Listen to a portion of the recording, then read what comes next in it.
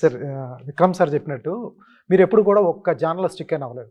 'గమ్యం' గాని, 'వేదం' గాని, 'కృష్ణమందే జగద్గురు' గాని, 'కొండపొలం' గాని, తర్వాత 'మహానాయుడు' అది బయోపిక్స్ అనుకోండి. ఎక్కడా కూడా కృషి గారు ఒక ముద్ర వేయటానికి లేదు. ఇది కమర్షియల్ మీటర్, ఇది కమర్షియల్ డైరెక్టర్ ఇది చేయగలడు, ఈ ఫ్యామిలీ డ్రామా చేయలేడు. ఈ మీటర్ లేకుండా మీరు ఓన్లీ ఎమోషన్ మీద ఒక మంచి కథ చెప్తాం. ఎక్కడ పిక్ చేస్తుంటారు? పుస్తకాల్లోనా?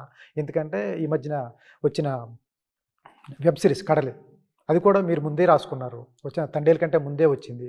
అమెజాన్‌లో అగ్రీమెంట్ అయిపోయింది. ఇయన్నీ కథ ఎక్కడ పిక్ చేసుకుంటారు? మీ మైండ్ ఎప్పుడు వెతుకుతూ ఉంటుందా? అసలు ఎట్లా? లేదండి. మనం అనుకోకుండా అండి. ఇలా వెతకటం అంటే ఏముండదు. సమాజాన్ని అబ్జర్వ్ చేస్తూ ఉంటాం. కొన్ని కథలు వింటూ ఉంటాం. పేపర్‌లో చదువుతూ ఉంటాం. అన్నీ వెళ్ళి కొన్ని పూసలాగా ఎక్కడో ఉండిపోతాయండి బేసికల్‌గా. అవన్నీ ఒక దారం కోసం వెయిట్ చేస్తూ ఉంటాయన్నమాట. బట్ కొన్ని క్యారెక్టర్స్ గమ్మత్తైన క్యారెక్టర్స్, సిట్యుయేషన్స్ అండి. ఎక్కడో ఒక చిన్న తాడు దొరుకుతుంది. 'వేదం' సినిమా ఉంది. నేను జ్ఞానశేఖర్ గారు, శ్రవణ్ అండ్ మురళి గారు అండ్ మా మేనేజర్ మేము నలుగురం అమరావతి నుంచి ట్రావెల్ చేస్తున్నప్పుడు నేను చూసిన ఒక చిన్న పిల్లోడు ఒక ముసలాయన్ని చేయబెట్టుకొని లాక్కెళ్తున్నాడు. Okay. That's the only image I saw. దాని నుంచి 'గమ్యం' అనే అదే 'వేదం' అనే కథ పుట్టింది. ఆ కథ రాసి దాని తర్వాత ఒక చిన్న ఇమేజ్ బేసికల్లీ అది అందుకని లాస్ట్ ఫ్రేమ్ అది ఎట్టి సంతకం పెడతాను. సో వరల్డ్ వార్ 2 గురించి ఎక్కడో చూశాను. దేర్ ఆర్ సెవరల్ స్టోరీస్ ప్రతిసారి.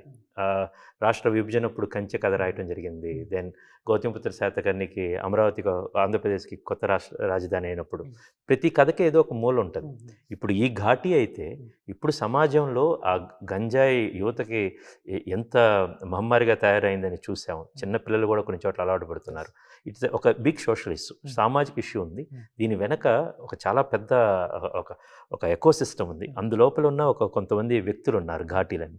సో ఇలాగా ఒక కొత్త వరల్డ్ చూడటానికి ఎక్కడో ఎవ్వరు చూడని లొకేషన్స్. మనం తూర్పు కనుమలు వింటూ ఉన్నాం, ఈస్టర్న్ ఘాట్స్ వెళ్తూ ఉన్నాం. కానీ ఆంధ్ర ఒరిస్సా బోర్డర్ ఏఓబి అని మనం అంటూ ఉంటాం. కానీ ఎక్కువ చూడలేదు బేసికల్గా. తెర మీద అవన్నీ చూపించడానికి ఆస్కారం దొరికింది కాబట్టి ఈ కథను ఎన్నుకున్నాను. అండ్ అగైన్ అండి, ఒక కథ ఎన్నుకుంటే దాంతోపాటు కనీసం 2 సంవత్సరాలు ట్రావెల్ చేస్తామండి. రాత దగ్గర నుంచి తేత నుంచి రిలీజ్ దాకా అన్నమాట. సో ఈ 2 సంవత్సరాలు దేంతో ట్రావెల్ చేయాలనేది. ప్రతిదీ సేమ్ జానర్ అయితే దట్ వోంట్ బి ఎక్సైటింగ్ అండి. నేను 'గమ్యం' అనే రోడ్ ఫిల్మ్ చేశానండి. మళ్ళీ రోడ్ ఫిల్మ్స్ తీసుకుంటూ కూర్చుంటే ఫన్ లేదండి. I want to explore new world's. ఎవరు చూడని, చూపించని సినిమాలు చూపిద్దామని, నేను చూద్దామని. దానికోసం నా ప్రయత్నమే ఇలాంటి సినిమాలండి. Sir super sir. Sir Krishi గారికి ఈ మధ్య కాలంలో 'కృష్ణం వందే జగద్గురుం' తర్వాత కొన్ని సినిమాలు డిసప్పాయింట్ చేసినాయి. ఎక్కడ కృషి గారిది ఎక్కడ ప్రాబ్లమ్ వస్తుంది? ఏం ప్రాబ్లమ్ అండి?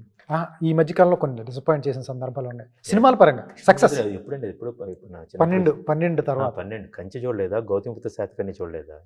ఆడి తర్వాత అనుకోండి. ఇప్పుడు ప్రతి సినిమా అనేది ఒక జర్నీ అండి బేసికల్‌గా. కొన్ని ఆడతాయి, కొన్ని ఆడవు. బట్ నా ప్రయత్నం లోపం లేకుండా 'కొండపొలం' అనే సినిమా తీసుకుందాం. ఇట్స్ ఎ బ్యూటిఫుల్ ఫిల్మ్ అండి. ఒక బుక్‌ని అడాప్ట్ చేయడం. ఆ రోజు మేము చేయడానికి అనేక కారణాలు ఉన్నాయి ఆ సినిమాని బేసికల్‌గా. అది దాన్ని ఒక గజల్‌లాగా అప్రోచ్ చేయం. దానికి ఉండే ఫ్యాన్స్ దానికి చాలామంది ఉంటారు. ఓకే. ఆ సినిమా ఒక విధమైన స్టైల్ కొంతమందికి నచ్చొచ్చు. ఇప్పుడు ఈ సినిమా ఉంది. This is very universal, very commercial, action. ఇప్పుడు ఏమైందంటే అండి, ఇప్పుడు మనం కొత్తగా ఓపెనింగ్ డే కోసం సినిమాలు తీయాల్సిన టైం వస్తుంది. Because it's good basically.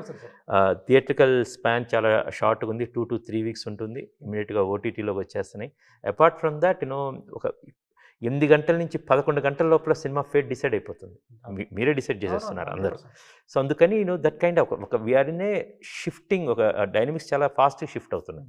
So ఇప్పుడు ఈ సినిమా 'ఘాటి' అనే సినిమా మీరు అడిగిన ప్రశ్నలన్నిటికీ సమాధానం 'ఘాటి' చెప్పబోతుందన్నమాట. చాలా ఢంకా బజాయించి గట్టిగా చెప్పబోతుంది.